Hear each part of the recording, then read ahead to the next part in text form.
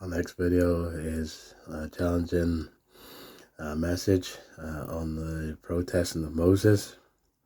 God comes to him in verse 10, as we see here in the text. So now go, I am sending you to Pharaoh to bring my people, the Israelites, out of Egypt. And what we have in the rest of chapter 3 and into chapter 4 is Moses' reasons for not feeling adequate of doing this task. And in all fairness to Moses, it was a massive task for him to lead almost 2 million people out of the land of Egypt. And Moses, at this point, of course, 80 years period, he just spent the last 40 years in the wilderness, feeling that he had messed up and that God was not going to use him. And then God comes to him in the burning bush. We looked at that in some of the previous videos. But now we see God specifically comes to Moses and calls him to be the one that he's going to send to Pharaoh to bring my people out of Egypt. Knowing Pharaoh and knowing that in the last instance it was Pharaoh who was intent on killing Moses. Perhaps we shouldn't be so harsh on Moses and the task. But I suppose the application of this is perhaps these are some of the same things that hold us back from serving God. What will you be called to do? To witness to somebody at work, to do a job you wouldn't choose to do, to evangelize a new area, to be a missionary, to be an elder, to call to full-time service, whatever God calls us to be. Would you and I be willing to say, I surrender all? The first protest is in verse 11. But Moses says to God, who am I that I should go to Pharaoh and bring the Israelites out of Egypt? Here, the protest or the excuse is, I'm not good enough. Moses' response is filled with inadequacy. Remember John 15 verse 5, without me you can do nothing. This should lead us to a life of prayer. God answers immediately, verse 12, I will be with you. And really that's all Moses needed to be assured that he would get the victory. And it's pretty much the same with us, that whatever circumstance we're in, we just need to know that God is going to be with us in that situation.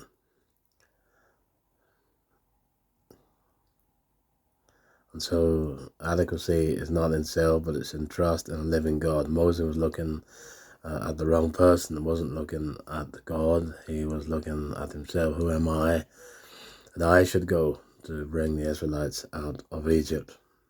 Here we see it's not humility. It's really a lack of faith. Hebrews 11 verse 6 says, without faith it's impossible to please God. I notice that God promises victory in verse 12. This will be the sign to you that I have sent you. When you have brought the people out of Egypt, you will worship God on this mountain. So we see that the very mountain that Moses was on, it was the very scene in which God would lead the Israelites out of Egypt. Then we see in verse 13 Moses' second protest. Moses said to God, suppose I go to the Israelites and say to them, the God of your fathers has sent me to you, and they ask me, what is his name? Then what shall I tell them? Here we see the excuses, I don't know enough. How many opportunities have we squandered as Christians because we've been looking at ourselves and not at God? And of course, we're familiar with the answer. Verse 14, God said to Moses, I am who I am. This is what you are to say to the Israelites. Literally it reads, I exist because I exist. If you do the possible, God will do the impossible. And remember, he was told to say that the I Am has sent me to you. And this was the wonderful name of God, the God who is in control and outside of time, the God of the present, the God of the past, the God of the future. And this was God's holy name, and they would know this was the living God that had called Moses to this task. Then in chapter 4, verse 1 is the next protest. This is what we read. Moses answers, what if they do not believe me or listen to me and say, the Lord did not appear to you? And then the Lord asked him a question, what is that in your hand? So we see that Moses' next protest was, it was the fear that the Israelites would not believe that Moses had been sent by God, but that he made it up. Moses remembered the rejection of his own people 40 years earlier.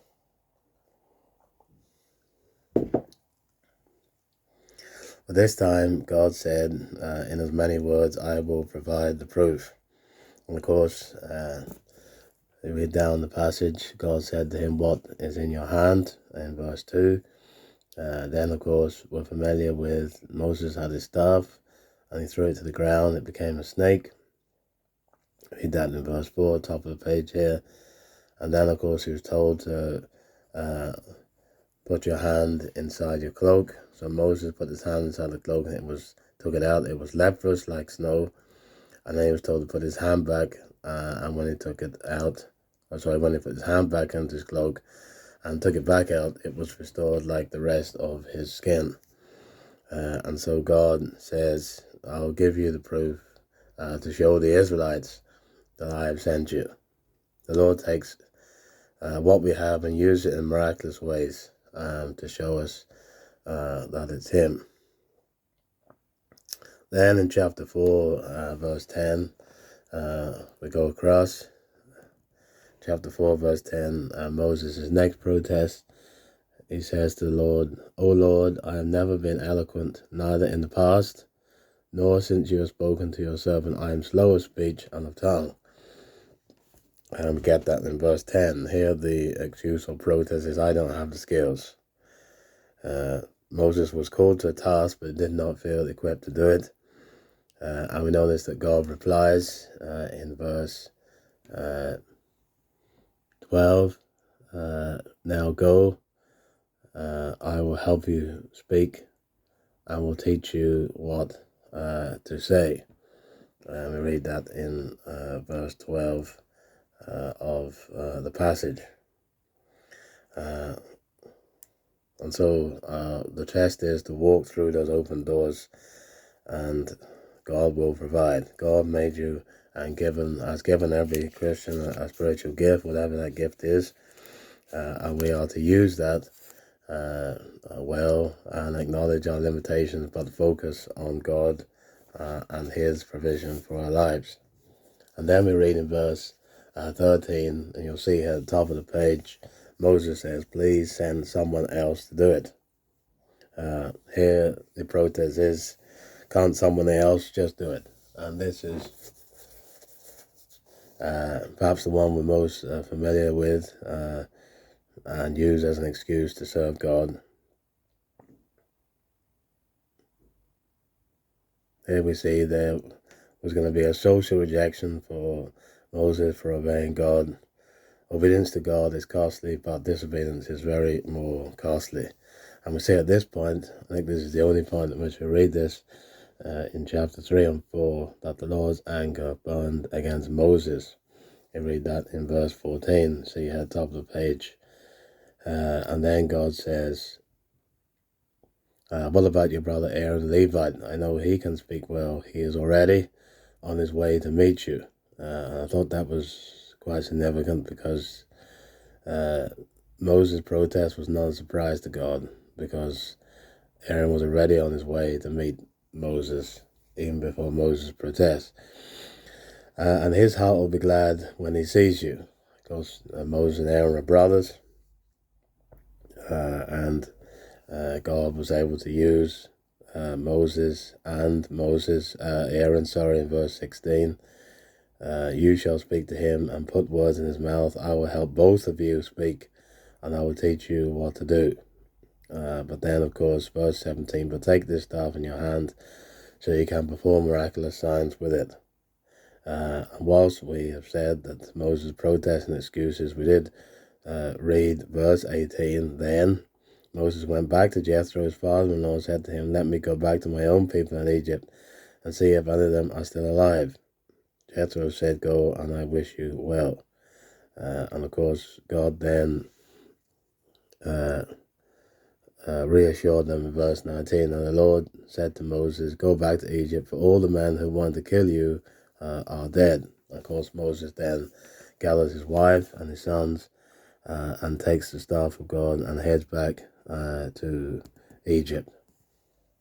And so here we see that although Moses had made many excuses, and if we're honest as Christians, sometimes we make excuses for not serving God and doing the things that God asks us to do, Moses did actually obey in verse 18 of chapter 4 and start to return to Egypt. And of course this will be an amazing period of time where Moses and Pharaoh will come to know the true and living God in an amazing way. But let's remember the application to ourselves. What has God called us to do as Christians? What are we making excuses or protests about, rather than just serving God in obedience to Him? Thank you for listening.